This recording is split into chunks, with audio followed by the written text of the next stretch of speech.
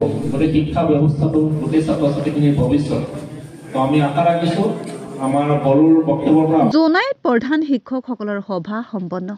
শিক্ষা বিভাগ ধেমাজি জিলাৰ উদ্যোগত আৰু বিদ্যালয়সমূহৰ পৰিদৰ্শক তথা জিলা প্ৰাথমিক শিক্ষা বিষয়া বিতুপন হাজৰিকাৰ পৰিচালনাৰে জোনাইৰ মুৰকংচেলে শিক্ষা খণ্ডৰ অন্তৰ্গত বিদ্যালয়ৰ প্ৰধানসকলৰ সৈতে আগন্তুক গুণোৎসৱ ছাত্ৰ ছাত্ৰীৰ FRID UDISE ছাত্ৰ ছাত্ৰীৰ মধ্যাহ্ন ভোজন শিক্ষা হেতুত শিক্ষক ছাত্ৰ ছাত্ৰীৰ নিয়মীয়া উপস্থিতি পথ সুৰক্ষাৰ সজাগতা শিশু সুৰক্ষা DRUGS বিৰুদ্ধে সজাগতা কম বয়সত বিবাহ প্ৰতিৰোধ আদিৰ ওপৰত বুধবাৰে জোনাই উচ্চতৰ মাধ্যমিক বিদ্যালয়ত অনুষ্ঠিত কৰে এদিনীয়া প্ৰশিক্ষণ।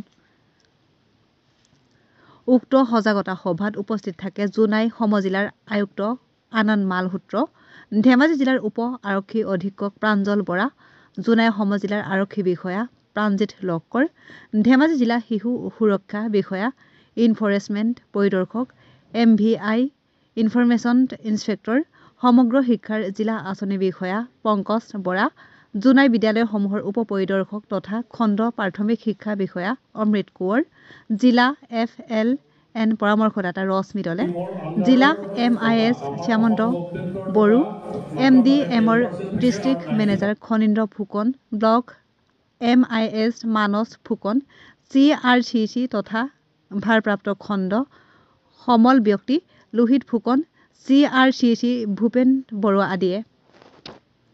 আজি আমাৰ সভাখন Jonai sub division Jonai higher ছেকেণ্ডেৰীত চলিছে। বিশেষভাৱে আমাৰ যিহেতু গুণোৎসৱ আহি আছে, আমাৰ বিদ্যালয়বিলাকত আপাৰ আদি এইবিলাক জেনেৰেশ্যন চলি আছে, আধাৰবিলাক চলি আছে। আধাৰ যিহেতু প্ৰতিজন ষ্টুডেণ্টক আপাৰ আইডি লাগিবই, গতিকে আমাৰ যিখিনি মানে অলৰেডি আমাৰ আধাৰ কমপ্লিট হৈ আছে সেইখিনি আমাৰ আপাৰ আইডিৰ কাৰণে ব্যৱস্থা কৰা হৈছে। কিছু আধাৰ মানে হৈ আছে যদিও তেওঁলোকৰ মাক দেউতাকৰ বা বিভিন্ন মানে সমস্যা হৈ আছে, যেনে ধৰক বয়স মিলা নাই, আমাৰ নাম হয়তো মিছমেচ হৈছে বা মাক দেউতাকৰ নাম মিলা নাই, সেইবিলাক আমি কৰিব পৰা নাই প্ৰায়। ঠিক তেনেকুৱা আমাৰ 1500 মান এতিয়াও বাকী আছে। সেইখিনি কামৰ কাৰণে আমি কৰা গৈছে। এই মিটিংখন বিশেষকৈ সজাগতা সকলো শিক্ষকক প্ৰধান শিক্ষকক যাতে আমি সজাগ কৰি তুলিব পাৰোঁ। আমাৰ কোনো ষ্টুডেণ্ট যাতে ভৱিষ্যতে আমাৰ ইয়াৰ পৰা গৈ বেলেগ যদি কোনোবা হায়াৰ ছেকেণ্ডেৰী পাছ কৰি দিল্লী বা কোনোবা বেলেগ ৰাজ্যত এডমিশ্যন ল'বলগীয়া হয়, তাত যাতে তেওঁলোকে আপাৰ আইডি নথকাৰ কাৰণে ঘূৰি আহিবলগীয়া নহয়। সেইকাৰণে আমাৰ এইখিনি গোটেই শিক্ষকসকলক আমি সজাগ কৰিবৰ কাৰণে ব্যৱস্থা কৰিছোঁ। আৰু ইয়াৰ পৰা গৈ আমাৰ শিক্ষকসকলে কেৱল সকলো গাৰ্জেনৰ লগত মিটিং পাতিব, সভা কৰিব, যাতে মাক দেউতাকে বুজি পাওক যে তেওঁলোকৰ আধাৰ কাৰ্ড নাথাকিলে, সম্পূৰ্ণ শুদ্ধকৈ নাথাকিলে, আপাৰ আইডি নাথাকিলে তেওঁলোকৰ ষ্টুডেণ্টে বা তেওঁলোকৰ ল'ৰা ছোৱালীয়ে ভৱিষ্যত হয়তো কোনো ভাল শিক্ষা অনুষ্ঠানৰ পৰা আঁতৰি থাকিবলগীয়া হ'ব পাৰে।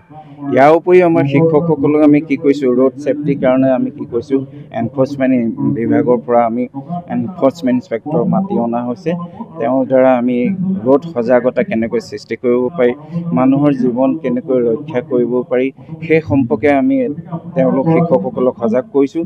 যে কিছুমান কথা আমাৰ কি হয় আমি জানো, কিন্তু অইনে নক'লে আমি সেই কথাবিলাক মানে আমাৰ বিশেষভাৱে আমি মনত লৈ ল'ব নোৱাৰোঁ, যাতে আমি সেই কথাখিনি সকলোৱে গম পাওঁ। সেইকাৰণে সেই বিভাগৰ পৰা আমি মানুহ আনিছোঁ। আৰু চাইল্ড প্ৰটেকশ্যনৰ কাৰণে ইতিমধ্যে আহি আমাৰ বিভাগৰ পৰা আহি পাবহি। সেই সম্পৰ্কেও আমি শিক্ষকসকলক সজাগ কৰিব চেষ্টা কৰিম। আমাৰ মুঠৰ ওপৰত যাতে জোনাই ব্লকটো কোনো কাৰণতে অসমৰ কোনো ডিষ্ট্ৰিক্টৰ পৰা বা কোনো ব্লকৰ পৰা যাতে বাদ পৰি নাযায় বা তেওঁলোক পিছ পৰি নৰয়, তাৰ ব্যৱস্থাৰ কাৰণে আমি শিক্ষকসকলক সজাগ কৰিবৰ কাৰণে এই আজি সভাখনৰ মূল উদ্দেশ্য। আমি বিশেষকৈ ছাত্ৰ ছাত্ৰীসকলক কিয় FLNৰ যোগেদি লিটাৰেচি এণ্ড নিউমাৰ্চি, যদি এজন ছাত্ৰই যদি নিজৰ ভাষাটো শুদ্ধকৈ ক'ব নোৱাৰে বা লিখিব নোৱাৰে বা যুক্তাক্ষৰ যদি চিনি নাপায়, তেতিয়াহ'লে তেওঁ ভৱিষ্যতে কোনো বিষয়তে যিকোনো ভাষাই নহওক, তেওঁ যাতে কোনো ভাষাই তেওঁ শুদ্ধকৈ লিখিব, পঢ়িব, ক'ব নোৱাৰিব। আৰু নিউমাৰ্চি যদি তেওঁ সংখ্যা জ্ঞান যদি নাথাকে, তেতিয়াহ'লে ল'ৰা ছোৱালী কি কৰিব, মানে এটা সময়ত গৈ খুব বেছি 7-8 পাছ কৰাৰ পাছত তেওঁলোকে ওপৰ লেভেললৈ যাব নোৱাৰে।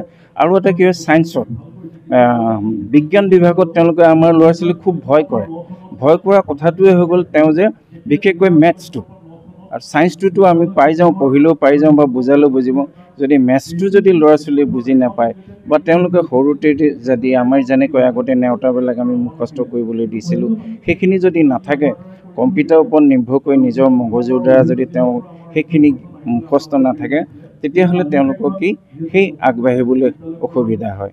সেইকাৰণে আমি বিভিন্ন বিদ্যালয়বিলাকত বা শিক্ষক শিক্ষয়িত্ৰী বিভিন্ন আমি বিভাগৰ ফালৰ পৰা বিভিন্ন প্ৰকাৰৰ আমি প্ৰশিক্ষণৰ ব্যৱস্থা কৰা হৈছে আৰু সময়ে সময়ে আমি প্ৰশিক্ষণ দিয়াৰ ব্যৱস্থা কৰিছোঁ। এতিয়াও আমাৰ ইয়াত FLNৰ ট্ৰেইনিং চলি আছে, ECC ট্ৰেইনিং আমাৰ চলি আছে। গতিকে আমি ভাবোঁ আমাৰ শিক্ষকসকলক ইয়াৰ দ্বাৰা যথেষ্ট উপকৃত হ'ব। গাৰ্জেনসকলক যিহেতু আমি প্ৰতি বিদ্যালয়কে কৈছোঁ যে SMC যোগেদি গাৰ্জেনৰ মিটিং পাতি যাতে গাৰ্জেনসকলক সজাগ, বিশেষকৈ আমি আমাৰ ষ্টুডেণ্টক যদি ভাল কৰিবলগীয়া হয় অকল আমাৰ শিক্ষকৰ ওপৰত নিৰ্ভৰ কৰিলে নহ'ব। শিক্ষকে খুব বেছি 5-6 ঘণ্টাৰ কাৰণে পায়, যিহেতু বিদ্যালয় ঘৰখনেই বিদ্যালয়ৰ মূল মাপকাঠি। গতিকে ঘৰত গাৰ্জেণ্টে সেইটো চিন্তা চৰ্চা কৰিব লাগিব আৰু নিজৰ ষ্টুডেণ্টৰ নিজৰ ছাত্ৰ ছাত্ৰী বা নিজৰ ল'ৰা ছোৱালীৰ কথা তেওঁৰ কথা ভাবিব লাগিব। তেতিয়াহে শিক্ষক ছাত্ৰ আৰু গাৰ্জেণ্টৰ মিলন হৈ আমাৰ এজন ছাত্ৰ সু নাগৰিক হিচাপে প্ৰতিষ্ঠিত হ'ব পাৰে।